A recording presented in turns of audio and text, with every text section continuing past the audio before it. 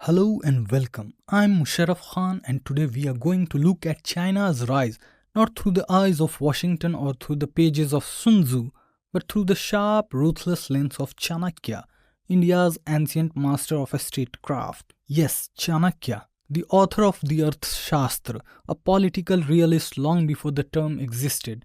Now stay with me, this is not some historical trivia, because what we are about to explore might just be one of the most accurate predictive frameworks for understanding China's foreign policy over the last 50 years. Chanakya's Sadgunya Neeti lays out 6 strategies a state should use depending on its strength and weakness. They are Sandhi, meaning peace, Samsraya, seeking shelter, Asana, neutrality, Yana, preparation for war, Dvaidhibhava, dual strategy, and last one, Vigraha, open conflict. Now here is the shocker. When you map these strategies against China's actions from the 1920s to today, it fits perfectly. Not because Xi Jinping reads Arthashastra, but because strategic necessity often leads to ancient truths. Let's rewind to 1922. Mao Zedong shakes hands with Richard Nixon. Friendship? Hardly. This was Sandhi in action. Peace with a stronger power to survive and regroup. China was weak, isolated, and facing Soviet hostility.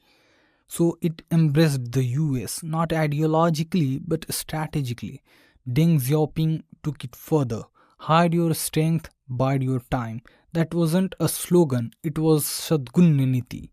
Now look closer. That US alliance wasn't just about trade, it was Samsraya shelter.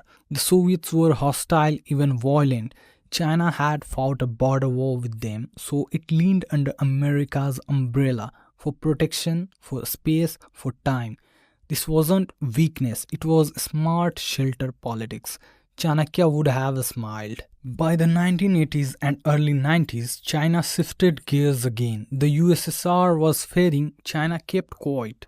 Didn't pick sides, didn't posture. No wars, no grand speeches. That's Asana, the third strategy.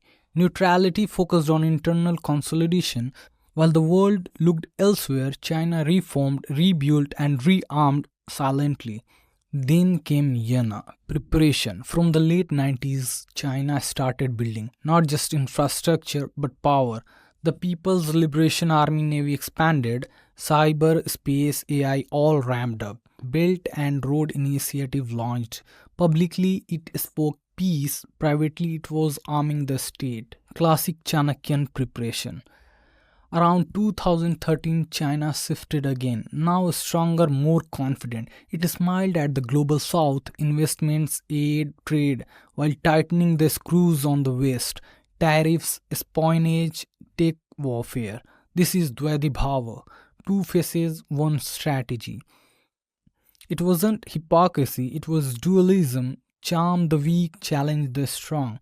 Chanakya warned, don't show all your cards. China listened, maybe by instinct. And now we are here.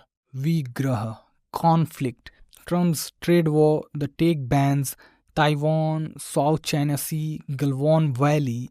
China isn't hiding anymore, it's confronting. This is the final phase and it is dangerous. Not just for the US, but for India, Japan, Australia, even Europe. This is not a detour. It's the culmination of a 50-year strategic journey mapped out thousands of years ago.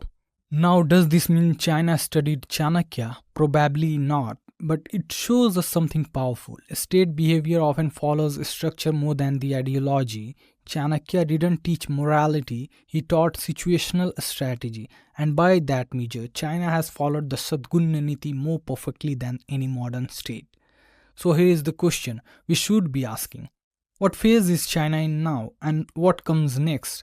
If the cycle holds, and it usually does, we might be on the brink of a global Vigraha moment, and the world, especially India, better be ready.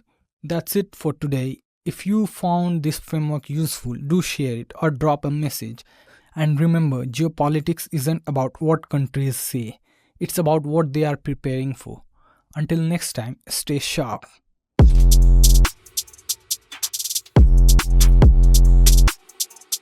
Thank you.